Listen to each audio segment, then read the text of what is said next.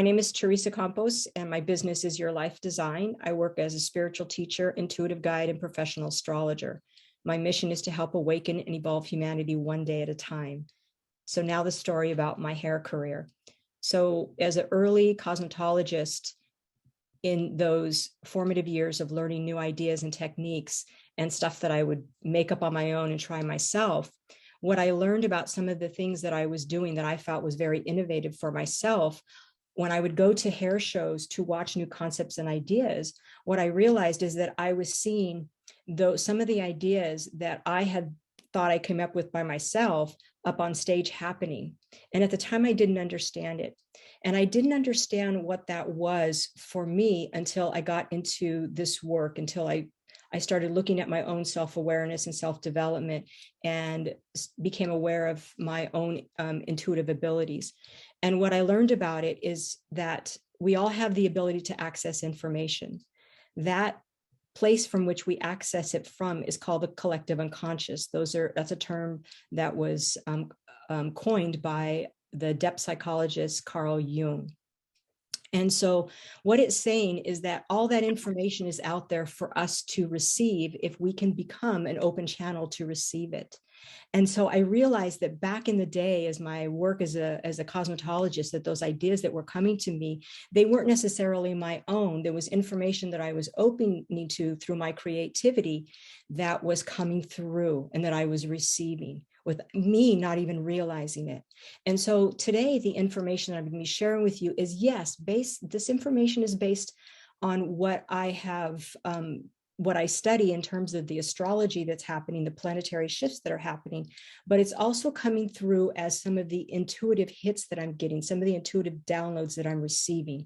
And so I've put this information all together. And that's how I work, period, when I work with clients. It's all about a combination of all kinds of different information, some that's actual, study, and other stuff that's information that I'm reading off an individual or the energy of even humanity. So here we go.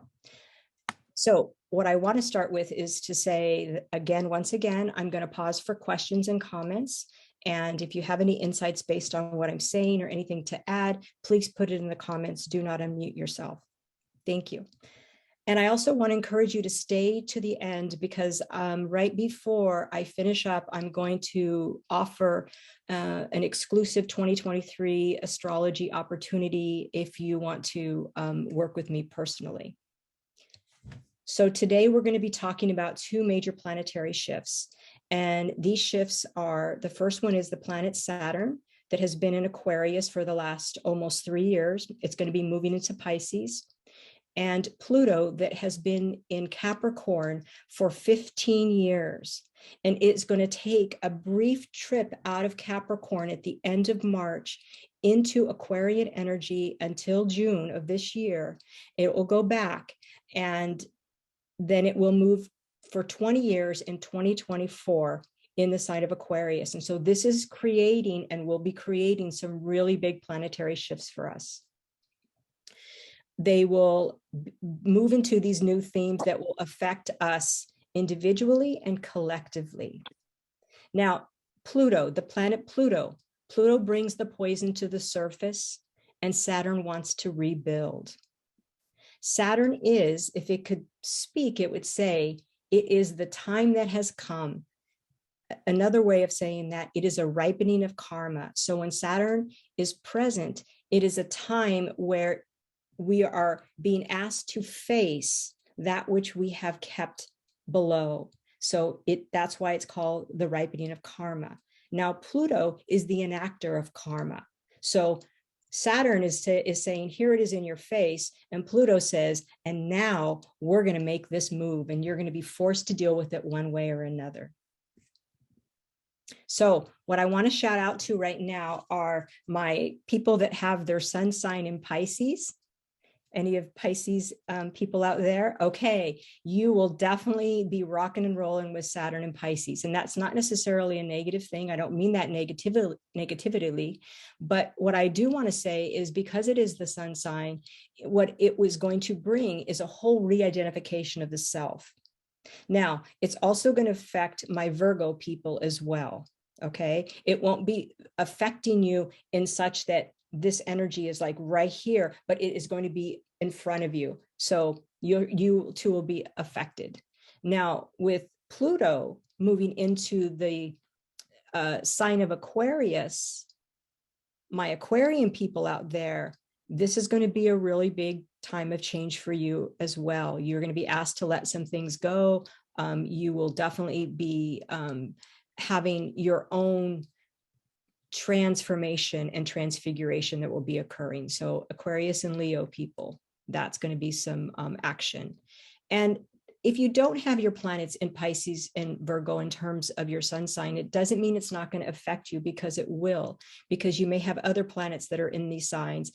And you will also have a placement of Saturn somewhere in your chart. So that will affect you. Now, in this talk today, I can't get into, individually how that's going to, play out for Saturn, somebody who has their sun sign in Pisces. I'm going to look at it from a collective level, and I know it's still going to be very helpful for you to identify like how that resonates and how that maybe fits into your life, or how you can see that looking for you in the future. Okay, so we are living, I think we can all agree right now, in a very uncertain and evolutionary time right now. And so before I get into what exactly Saturn and Pisces is going to look like, I want to go to this philosophical perspective here, because this is actually going to set the template for the rest of the information that I'm going to share. And it also sets the template for what is occurring and what is wanting to occur as far as the evolutionary process, the evolutionary growth of humanity. So we, every single one of us, we are the evolving consciousness of the planet. We are the evolving consciousness of humanity. Therefore, our consciousness determines the consciousness of humanity and the planet. And each of us, we are all living different perspectives of that consciousness. So therefore, everything is a projection of the self. I'm going to say that again, because that's really important to understand. We are all the evolving consciousness of the planet and humanity. Therefore, our consciousness determines the consciousness of humanity and the planet. And we are all living different perspectives of that consciousness. Therefore, everything is a projection of the self. And if that is true, which it is true, then all is one. That one being is consciousness. Okay, that's powerful. Therefore, unity is the only place from where we come from or where we go to. Ultimately, what this distills down to is we are one. And this is something that humanity is struggling to accept and understand. And what is a result of the knowing and the living of that unity principle that I just shared? Well, the result of that is love.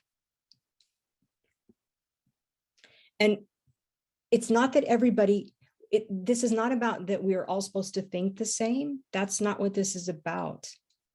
But what it is about is that we are all able to know that we are all projections of each other. And so in that knowing, that it helps us to understand each other and how to accept and treat each other. So what has happened? The big question, what has happened? What has happened with humanity? Well, humanity has fallen ill from the sickness of separation. We have disconnected ourselves from the planet. We have disconnected ourselves from each other.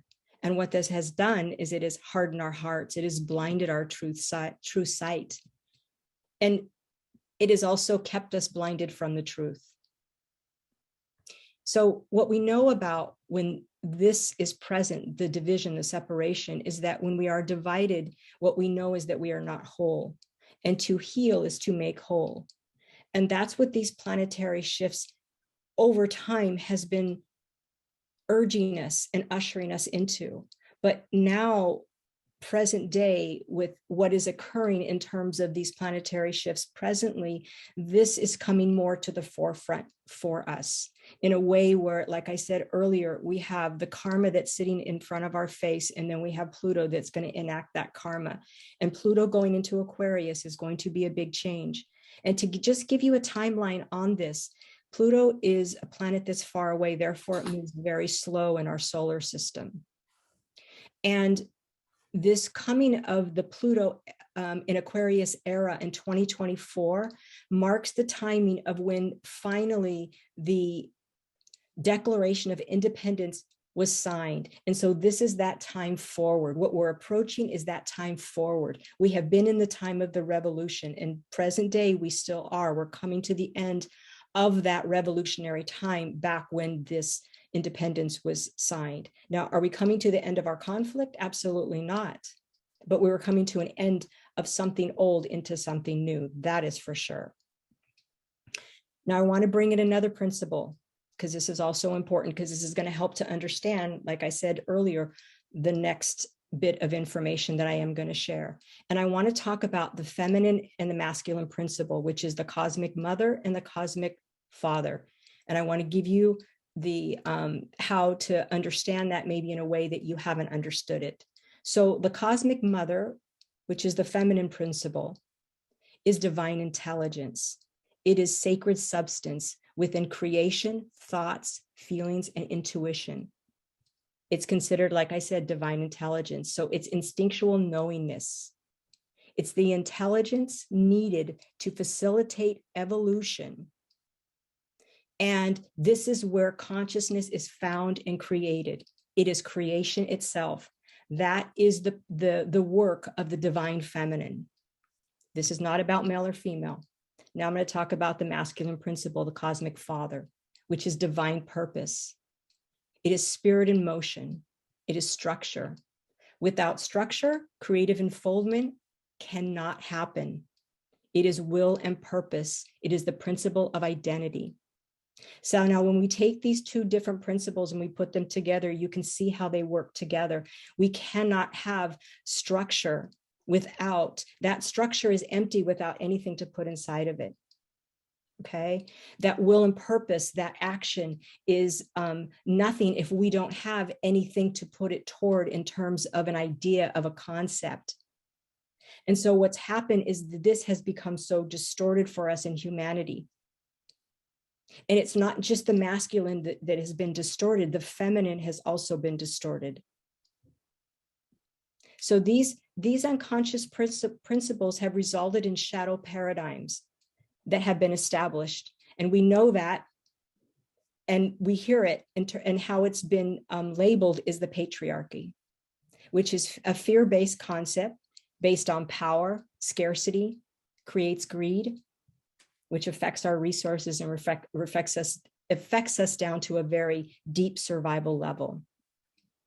Now, the patriarchy in our humanity are the high-ranking systems such as government, education, law, our health organizations, the military, the sciences, all of that is the patriarchy. Now, not to say that those are bad, wrong, but it is the way in which they have been structured over time, that this is where the conflict is arising, because it is incongruent with the evolutionary path of humanity and of consciousness on a galactic level.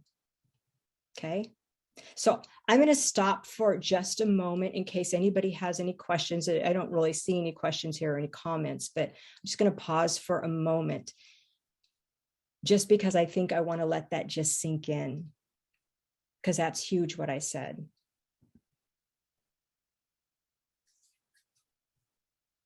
Okay, so how do we make this different? Well, if we want to see something different, we must be something different. That's the bottom line. Change can dismantle structures and rebuild a new way of being. But without us actually doing something different from within, then that never does change. Because, and here's a quote, I love this quote, what is within you will be seen outside your window. So that's, I love that. So I want to just invite you to ask that question, like, what are you seeing outside your window? I have my own view of my own reality outside my window, and I know every one of you do. And you can take a look at that and see what you're seeing. Are you seeing fear? Are you seeing, what is it that you're seeing? And not to project that out onto what you're seeing in terms of, oh, it's out there. It's like, no, if I'm seeing that, it's also in here. And that's how we take responsibility. So Saturn in Pisces, that's what we're here to talk about. One of the many things we're here to talk about. It begins into Pisces on March the 8th, and it will stay there until February the 13th of 2026. Now, Saturn is very earthy. Pisces is water. So this is earth meets water. And so what are we going to do? Are we going to make mud? Are we going to use that mud to create the lotus? All right, that's the big question.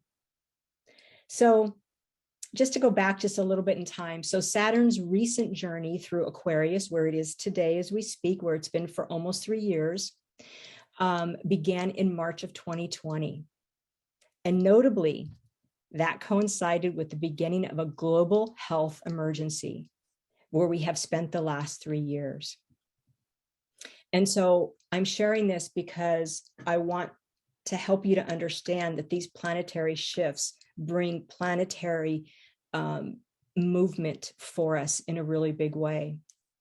And back in 2020 is the last time I did this. And one of the things that I said in the live event that I did back then was, and it's because Saturn and Pluto were doing this dance, different than it's happening now, but a similar dance that was like, what's going to happen? Because as an astrologer, I knew something big was going to happen. And this is one of my quotes that I went back on my notes to take a look at. And I said, 2020 is going to be a year where the old paradigm of the old world that is no longer working will get shook to the core. And at that time, of course, I had no idea what that would look like. I just knew that these two big planets colliding, conjuncting really is what they were doing, was going to be huge. So let's go back to present time. So now we make the entry into the spiritual sign of the fish, that's Pisces, which is going to mark a new era. Pisces is very transcendental energy. It's deeply connected with your emotions, dreams, mysticism. It would be the sign that you would call like the cosmic consciousness. Now, Saturn will prompt you to outgrow your escape fantasies and fully face your feelings and move forward more effectively. Saturn is the planet that is like the authority. It is the teacher that says, you know what, it's time for you to do the work. So the combination of Saturn and Pisces together, this transit will strip you of anything that you have dissociative coping mechanisms with, and will encourage you to find strength in raw vulnerability. It will inspire more discipline, more structure in creative and spiritual practices. It will help you move beyond superficiality and into something more meaningful, because that's what Pisces wants. It wants something more meaningful. And, Saturn can be a little bit of a petty tyrant with us. And so its harsh reality sometimes can be a little uncomfortable. And so with Pisces mutable energy, right? It's very mutable. It's very idealism, emotional, free-spirited. And so the combination of these two energies are going to make for a very interesting 2023 and actually over the next 3 years. So what'll happen is Saturn is going to pull off some of these rose-colored glasses that you have had on, and pull off some of these rose-colored glasses that our humanity has on and our country has on. But it will also give you the discipline to focus and turn some of your dreams into something that can last, because Saturn is structure and it wants to help build. It wants you to help build your dreams. Okay, so let's talk about water. I'm breaking all this down because it's like when you're working with astrology, it's like these layers. And so each one of these layers are going to bring something new to the table and incite something different inside of you. So let's just talk about water, because water is going to be a big theme here because Pisces is a water sign. So water is the source of all life. I mean, it is. Without water, we can't survive. So symbolically, the element of water is the soul, emotional, and feeling realm. It's healing, regeneration, it's recovery. Some of the key words and symbols for Pisces: number one, it's a healer. And Pisces is also formless. It's fluid, like the ocean. It's depth. It's the unseen world. It can't be measured, because if we're talking about the ocean, we can't measure the amount of vastness that the emotion or that the ocean contains in its depth. So because it can't be measured, it brings in less certainty, less clarity, less conclusiveness. Pisces is mystical, it's intuitive, it's introspective, it's flexible, mutable. It is the sign of dissolving imagination, not dissolving imagination, but like, I just want to dissolve. I don't want to have to deal with reality. I just want to dissolve in my own imagination. It's very dreamy. Some of its unconscious expressions are suffering, martyrdom, addiction. And this is where escapism comes from. Like, I just want to be in my imagination, or I just want to numb myself. So this is where addiction, codependency comes in. Escapism, as I said. Now, here's something that I think will be really kind of cool for you guys to look at right now, is that Saturn, because of how it works, it takes about 29 years for it to come around again. So as I go through more of this talk, I'm going to be sharing with you what was happening back when Saturn was in Pisces at different times in our lives, okay? And maybe before you were even born. So there it's kind of this. Saturn is like the clock of the chart, okay? Because it's all about time. And the last time it was in Pisces was back in 1994, 95, 96. So I just want to invite you maybe to do a little mental note in your head right now, or write down, like, what was I doing 29 years ago, 30 years ago, 31 years ago? What was happening in my life?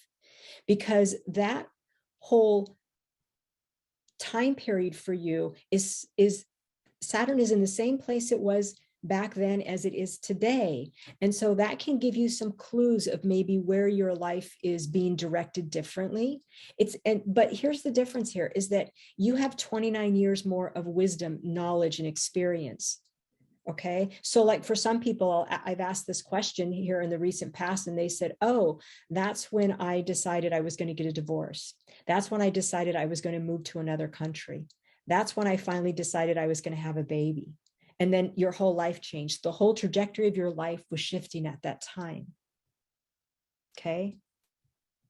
And just to share a bit of my experience of that time, that was a time shortly after my mother had passed away for me, when I got into healing and energy medicine. And I really dove deep into the spiritual world and my own spiritual life.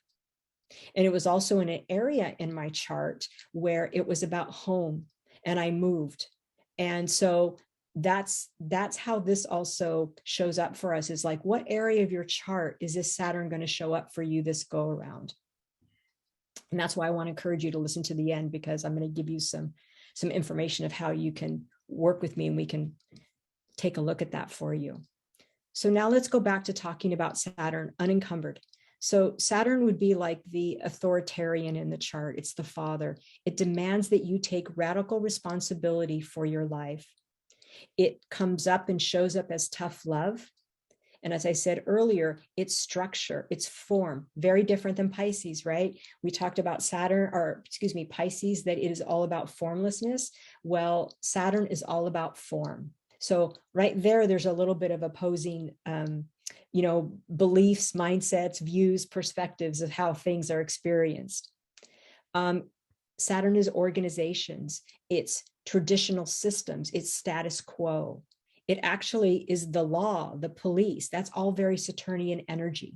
Rules and regulation, that's Saturn. It is restriction, it's scarcity and limitation.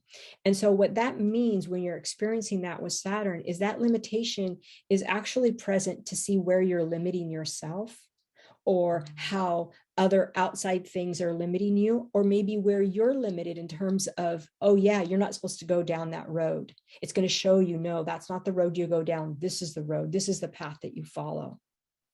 So because it's also that way of experiencing it, it's also about rules and boundaries. It's very serious. It's very practical, very logical. It's like the contractor of the chart. This is how Saturn operates. It comes in and it says, this is what's not working and this is what needs to change. But here's the thing about Saturn is that it will reward you for your hard work. It will reward you. So let's talk about Saturn in Pisces. I'm going to put those two together now that you have an idea of these two different energies. And so how's that going to show up? I'm going to pause for just a moment because I have a comment that is here. And Rachel, I'll go ahead and read it since I can read it pretty easily. And so Marinella says, every single one of my friends whom I asked what milestone they experienced at that point confirmed a big shift that represented a radical personal change, a quantum leap in their evolution, major life transformation, myself included. I changed countries and continents in 94. Yeah, exactly. Okay, thank you. So Saturn now in Pisces. What will we experience? We will experience a melting of structures and systems. It will be the rebuilding of new systems. There will be destabilization. And it's important to remember that Saturn in Pisces shifts our understandings of boundaries of the physical world. I'm going to say that again. This combination will shift our understanding of the boundaries in the physical world. So what it's going to be doing on some level here is collapsing the 3D world. And what I mean by that, it's not that it collapsed to where it's being annihilated, but what it's wanting to do is help us to see things beyond the 3-dimensional world. So it's materialism versus spiritualism. It is reason versus intuitive logic. Saturn always brings tests and trials, but reform is always the result. New rules is what it wants to bring. Integrating the influences of Pisces. And I'm going to get to that more, what that looks like. So this is a time of the opportunity of the energy being present to really manifest your dreams. But we also have to remember that if there are things that have not been addressed, Saturn's going to say those dreams are not going to be manifested until you clean this up. Okay, so Saturn in Pisces will likely bring a more mature approach to inducing changes in consciousness. And that is part of why I wanted to do this whole live event, is because of that statement, is powerful changes in consciousness. That is huge. And these two energies can bring this about. I'm going to read a couple comments here. I'll just go ahead and do it, Rachel. In 1994, ended a 30-year marriage and started my own business, a new life. Yes, Saturn is always afoot in some way. That is correct. Moved to another country and birthed my son in 94. I love it. Thank you for the comments. So I'm going to drop into Pluto here for just a moment, because you really need to hear this about Pluto, because Pluto is a search for truth. And like I said, on March 22nd, I believe, of this next month is when Pluto is going to go into Aquarius. So we're going to feel the shift there. And so what Pluto brings about is that it's the wounds of the psyche emerge. Okay. And Pluto rules over death and resurrection, transformational changes, explosions and transformation. It's the purger. It's the dredger. It dredges up the shadow. It's the life changer. And it's going out on a hunt and says, what must be destroyed? Okay. And so this is a time where sometimes destructive behaviors can come about. It's about transforming the old aspects of self, forces you to face your shadow, as I said. It brings it to the surface. And if it's out of integrity, Pluto's is going to spot it. And like I said, it's the enactor of karma. So it pushes us out of or toward that which is not in resonance. Okay. So, and it's here to build new ground and to rebuild fresh ground.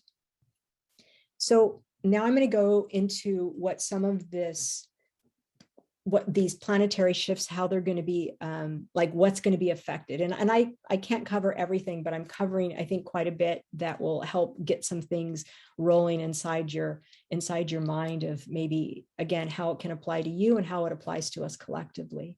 So it will be influence things like the government, okay, both Pluto and Saturn and Pisces. And again, as I said at the beginning of this talk, this is about the patriarch, and here we're talking about the government.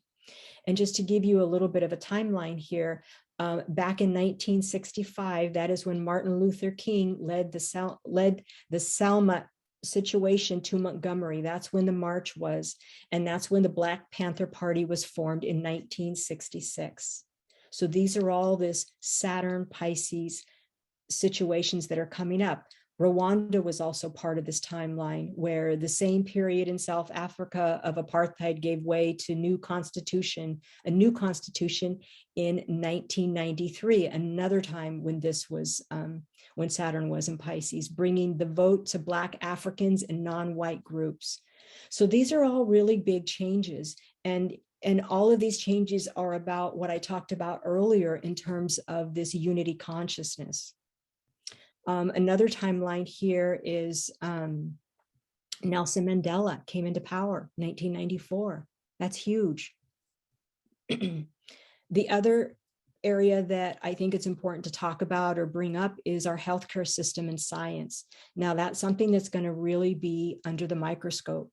There's going to be there is the push for restructuring. Now, I'm not saying this is coming from these particular agencies. That's the whole thing. This is about Pluto in Aquarius, how it's moving into Aquarius. This is about power to the people. This isn't power to the government. This is power to the people. So these changes are not necessarily going to come from within these systems. And yet, we need, because Aquarian energy is also the rebel archetype, we need the people within these systems to speak out of the wrong and in some of the ways in which these systems are put up, number one, for money. That's probably the biggest thing, right? The greed and the control. So this is, we're seeing a rise of functional medicine. We're talking about healthcare and science. We're seeing the rise of functional medicine.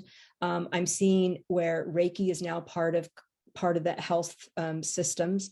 Meditation, that sort of thing is also part of it, which is all good stuff. But this is also about energy medicine coming to the forefront in a way that it has not, because energy medicine is the unseen world. And so this has to do with our healing arts. For those of you out there listening, and just for all of us as well, but the healing arts, this is a really powerful time for us. And it is about us bringing more structure to it, more professionalism to it. I think that's something that's missing. Something that it also hasn't been as grounded as it needs to be. We can't live in the seventh chakra all the time. We got to be boots on the ground. We've incarnated here on this planet as human beings. Yes, we are spiritual beings, but we're living in a human body. So how do we get our boots on the ground with energy medicine? That's really important to create a more, I don't have the right word, but it's to create a different structure of health when it comes to energy medicine. And what I'm going to call this is healing from the other side. I think that's a really a powerful way to look at this, is we're bringing in healing from the other side. So this can be a time also of very scientific revolution, solving mysteries that could not be solved before. It could be cures to different diseases that we haven't had a cure in the past that we've struggled. This is also plant medicine. This is big, huge, not only just in terms of like psilocybin and ayahuasca, but we're talking about, mushrooms in terms of like their medicinal help, all kinds of plant medicine. This is really big time for anybody who is, dabbling in that, or even that is something that they are drawn to. This is the uprise of how we're getting back to, we can heal from the earth. We have medicines that we need for certain things, but we have what takes us back to our not being like healing that wound of separation is also going through plant medicine. So this is really big. And there's a couple movies that are really cool that I just want to put out there for you. And the first one is the Fantastic Fungi, which is on Netflix, which is really amazing. And then another one that is on Gaia, which is called Aware. And these are all, geared toward talking about like just the plant medicine, and how now, like at certain universities, and at some universities it's been going on for a while, but the study of psilocybin and that sort of thing. And the other thing about this, that there's also a shadow piece to this, because yes, there is a lot of confirmation and clarity for using these, some of these psychedelics, but it's also can be escapism. Going back to the pole Pisces thing, the shadow of that would be escapism and spiritual bypassing, like, oh, I don't want to do the work, I'll just take the drug.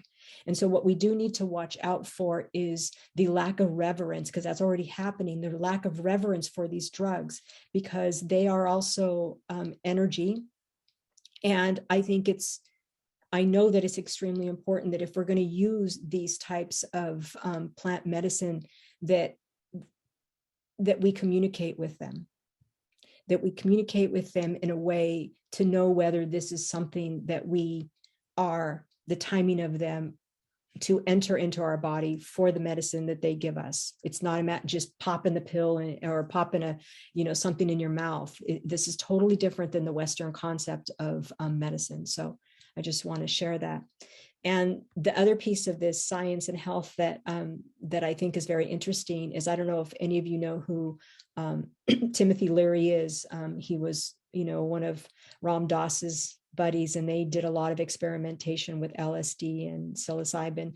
And in I think it was 1965 is the right year, is that he went in front of Congress because they invited him, because they wanted to know more about LSD, and what he was trying to do was to get this so that it could be used and accepted as something that was going to be helpful for self-awareness, for healing and such. So I think that's really noteworthy. And the other thing in science and medicine is that Einstein published his first paper on relativity in 1905. The other thing that will be affected here that I want to talk about briefly is the entertainment industry, the media, social media. And remember what I said earlier about Pluto and the truth? That's some of the stuff that will be, some of the illusion behind what we're seeing, what we're not seeing. Just for like the last time that Pisces was in Saturn, that is when we switched to cassettes to CDs, the beta to VHS. Mickey was first time in Technicolor back in that last time frame. So all kinds of new different concepts, ideas are afoot here. The next place I want to go, and this is a big topic, a hot topic, is religion. Okay. So religion is form, spirituality is formlessness. Back in 1994, the Church of England ordained its first woman priest. So that's, I don't want to spend a lot of time in this area, but at the same time, I know that each one of you on here are probably really aware that this is, this is a big controversy here in terms of religion, spirituality, and different views, and it separates people, and And so this will be something that is going to be much more talked about, and it'll be interesting to see what comes about through this topic here of religion. Education, teaching mindfulness in schools, meditation, breath work, yoga. I know it's already being done, but this is, Saturn and Pisces. This can bring a whole new form of some more education into our schools, which is no longer serving our children. And I'm going to be bold in saying this, it is no longer serving our children in a way they need to be nurtured, because we are behind the times in education, because we are teaching the intellect, not the soul. And we need to teach the soul. We need to teach the spirit. And so my hope is that this can change for our children so they don't struggle with what they're struggling with right now. So I'm going to pause for a minute, Rachel, everybody, and wondering if we can take a look, or is there anything that you see, Rachel, that we need to? Yes. Nancy has a question and a comment. She says she had a death of her husband in 96, which of course changed my life. Does that mean that there will be a close death again, or would it look different or in a different house? Yeah, that's a great question. And so what I want to invite you to look at that is from the perspective of death is a form of transformation, and there is a literal death, but I would definitely look for some major transformational things happening, and don't put it in the literal sense as death itself. Okay. Any other questions or comments? We have some comments. Maria says, these big changes is what I've been awaiting for. All right, awesome. Okay, yeah. And also the Netflix movies, I think we want that in the chat as well. Okay, we could do that, Rachel. Yeah. Okay. And let's see. Oh yeah, I can put that in, or yeah, sorry. Okay, we'll figure that out. I'll put that in the chat before we end.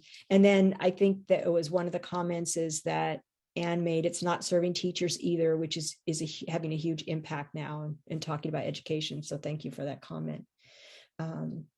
Okay, I'm going to go ahead and keep going because I just want to watch the clock. I know we have other comments, but I just want to get all this information in for you guys. And I could take a look at those if we have any time, or when we have time at the end. So the last place here I'm going to go is also with Saturn in Pisces is addiction. And what we know about addiction, it's an indication that there is something underlying, there's some underlying behavior that needs to be dealt with or that we're escaping from. And so the whole, like I mentioned earlier about plant medicine, we can turn it into medicine or we can turn it into a drug. Okay. And alcohol is also a big theme here. And so what I want to, what came up when I was doing this is that just if you're struggling with addiction, and I'm going to say we all struggle with something in one form or another, but if this is a time where it's going to go, it's time to deal with it. It really is going to be a time to deal with our addictions. And unfortunately, I think that we're going to see some shadow results because of addiction. Unfortunately, that addiction may overtake someone in a way where we see loss of life in ways that we haven't. So that's I just want to put that out there so that, if we're talking about, escapism and numbing ourselves, it's time, like we can't keep doing that anymore, because it's really, we've been hearing this is time to wake up. That's all part of waking up. When we go into numbing ourselves, we're putting ourselves asleep. So sobriety is really big, whether it's becoming sober to some like a drug or an alcohol, or coming sober to the reality that you need to leave this relationship. Just look at it as sobriety. Where do I need to get sober? Okay, actually, I'm going to erase the addiction part and say, okay, where do I need to get sober? Because that is, I think, a much more productive way of looking at this. And by the way, in 1935, when this transit was around again, AA was founded. I find that fascinating. So here we go, a structure to recovery. Lastly here, water in general, our water issues, the care of our water, the care of our ocean life, our fish, the power water, clean water, dealing with drought. We can't change drought, but we can change our relationship to what we do with water. And flooding, tsunamis, like this is all part of this water thing. And what I was became aware of recently is us sending some support, to Taiwan. It's like this is across the waters. So there's going to be a lot more things like this happening, whether we're building on water tunnels, borders. That's the other thing, because we're talking about water, we're talking about boundaries and borders. So we will meet the opportunity to determine whether we need fewer boundaries, which is more openness, or boundaries to protect ourselves from chaotic forces. So I want to share with you now how Saturn would work in your life in terms of some of the phases. Even though you don't know the theme of where it is, this will be some of 3 of the phases. And the first phase of Saturn is the destruction phase, meaning it removes everything from your life that is not working and teaches you why it isn't working. That's the initial phase of a Saturn transit. Removes what's not working, shows you what's not working and why it's not. The next phase is the enlightenment phase. What you want differs from what you need. That's what you realize. What you want differs from what you need to thrive. It shows you how you have restricted and hurt yourself in the process. This last phase is the acceptance phase. And this is a result of what you've done in those 2 phases prior. Because if you did not make the responsible choices, you are going to feel some form of loss, or you may feel lost. And you're going to look at the lessons but what it gives you the opportunity to do, because it's never too late. You get to look at the lessons you've learned and the cycles you've broken and move forward. So even if you've done the work, you may look at what you didn't do prior that got you feeling where you are today, and it gives you the opportunity to make a different choice tomorrow. And that's the whole purpose of our evolutionary path, to see what's not working and move toward what is. Where am I guided? Okay. As I mentioned before, Pluto is searching for the truth, and that's what we're embarking on. We're embarking on seeing more truth revealed, seeing less things silenced and censored. Pluto in Aquarius is power to the people. Pluto is the force that comes to power when the time is due. It's like determining whether we're going to be universal earthlings or we're going to be a representative of tribal narrative roots. That's basically what this energy is going to bring to the surface. And like I said before, it is the enactor of karma, and it's going to be set in motion over the next 20 years, starting in 2024. We're going to get a taste of it next month through June, March 22nd through, I'm not sure on the exact date in June. And this is about liberating us from, it's an opportunity, I'm going to say, to liberate from the distorting grip of social conditioning and consensual reality. I'm going to say that again. It's to help liberate the distorting grip of social conditioning and consensual reality, what we have been living in, basically. It's about clearing away the cultural debris that stands between you and freedom. Pluto is the god of war. What that war looks like, we don't know. It rules over death and resurrection, what must be destroyed, what must burn to the ground and be rebuilt. So in closing for this event, I want to just end with these couple things right here, is that to remind you of the principle of unity. And if you don't remember it, then you can listen to the recording again.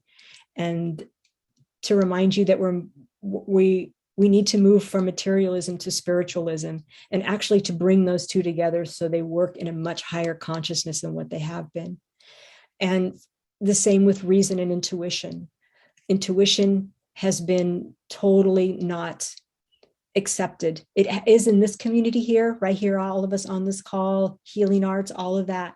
But the majority of people take reason over intuition. This is about no longer being power over, but power within. Saturn in Pisces will prompt you to choose between the old story and the new myths. And from those choices, you will decide how to make sense of the change in your world and how to interact with the worlds around you and engage in new possibilities of what it means to be human. Thank you.